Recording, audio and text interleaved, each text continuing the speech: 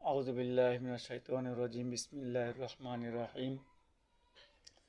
মহান আল্লাহ তাআলা সূরা আশ-শামসে বলেন যে পাপ ও পুণ্যি একরকম কাজ নয়। এ প্রসঙ্গে তিনি 7টি কসম খেয়ে বলছেন, অর্থাৎ ওয়াশ-শামসি ওয়া দুহাহা, কসম সূর্য ও রোদের। আল কমারি ইজা তালাহা, কসম চাঁদের যখন সে সূর্যের পিছনে আগমন করে।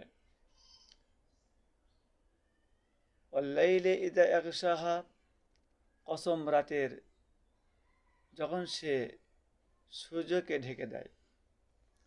ওয়াস-সামাই ওয়া মা বানাহা, কসম আসমানের এবং যিনি একে সৃষ্টি করেছেন।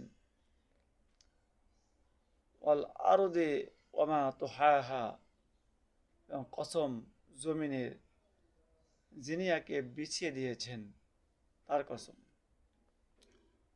ওয়া নাফসি ওয়া মা সাওয়াহা, এবং মানুষের নফসের যিনি তাকে ঠিকভাবে তৈরি করেছেন। এগুলো কসম খাওয়ার পরেও আল্লাহ পাক বুঝাচ্ছেন এগুলোর যেমন এক একটা স্বভাব, সবগুলোর কাজকর্ম এক নয়, তেমনি পাপ ও পুণ্যি এক হতে পারে না, অবশ্যই পার্থক্য আছে। এটাই বুঝাতে চাচ্ছেন আল্লাহ পাক। নেক্সটে পাবেন ইনশাআল্লাহ।